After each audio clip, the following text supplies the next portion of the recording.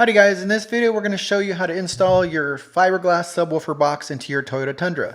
Due to the odd shapes required, this box is a little tricky to install. First off, you're going to install the subwoofer gaskets as shown here. This next step, we're going to pre-drill the holes required to mount your subwoofer. This is a really important step. Do not attempt to force the screws into the fiberglass. You're going to break the screws and possibly damage the box.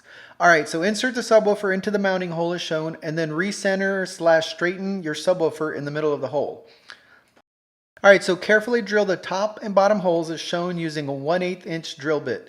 Install the top and bottom screws to hold the subwoofer in place while you drill the remaining holes. Be really careful not to damage your subwoofer with the, the chuck of your drill. Alright, so next drill out the remaining holes. Remove the 2 screws and vacuum up all the dust created. Then repeat the same steps for the second subwoofer. Alright, so in this next step, we're going to be installing the terminal cup. Pre-drill all 4 holes as shown here in the video.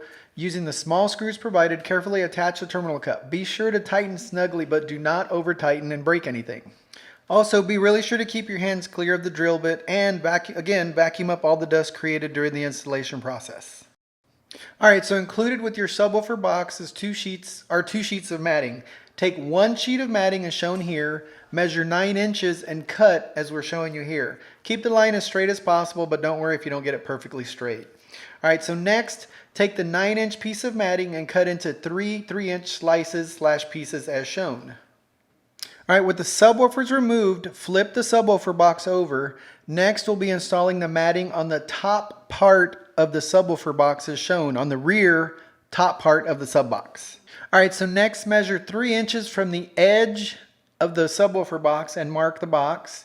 Then take the large piece of matting, remove the paper backing, and install the matting as shown. Start 3 inches from the edge of the side of the box and flush with the top of the box. Remove the paper backing from the smaller piece of matting as shown, install the matting and press down. We highly recommend wearing gloves. The metal backing on the back of the matting is really sharp. Alright, so next take the 3 small pieces you cut earlier and attach them to the top of the box flush as you see here in the video. At the very end you'll see you need to take a razor and cut off the excess matting.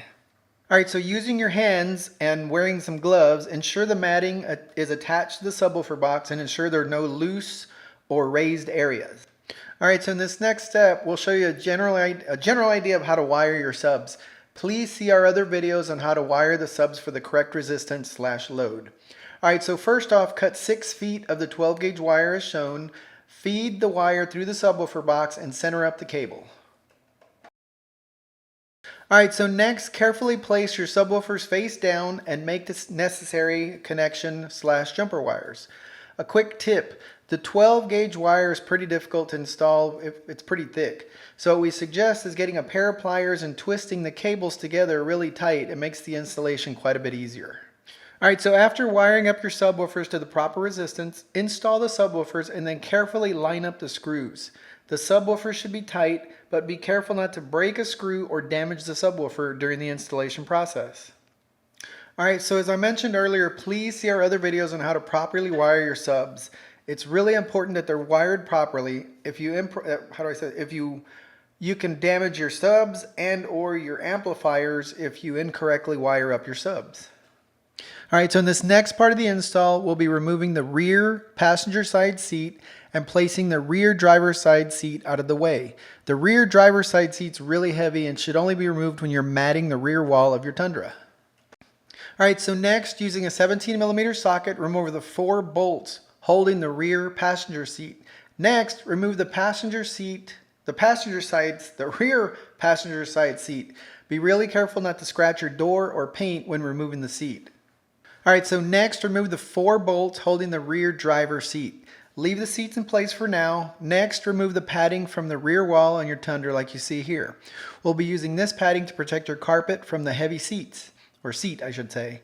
Next, lay the pad on the carpet as shown in the video. Using leverage, tilt the seat up and onto the thick padding, then lean the seat forward out of the way. Alright, be really careful that the alignment pins on the bottom of the seat don't poke a hole in your carpet. As long as you stay on the padding, you should be good to go. All right, so as mentioned in our product pages, the rear wall of your Toyota Tundra must be matted prior to installing the subwoofer. All right, so included with your subwoofer box are 4 angled shims. One of the 4 shims has a large hole. This shim is used for the largest bolt holding the rear driver's seat in place.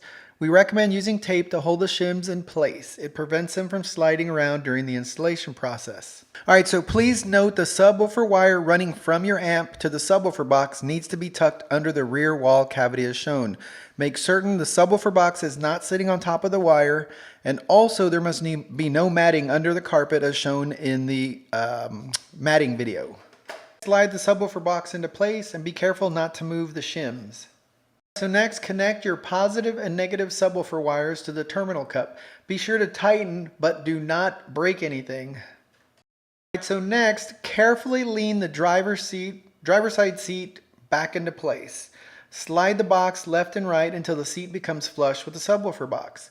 In this next part, be really cautious. Start the bolts by hand and carefully tighten the bolts.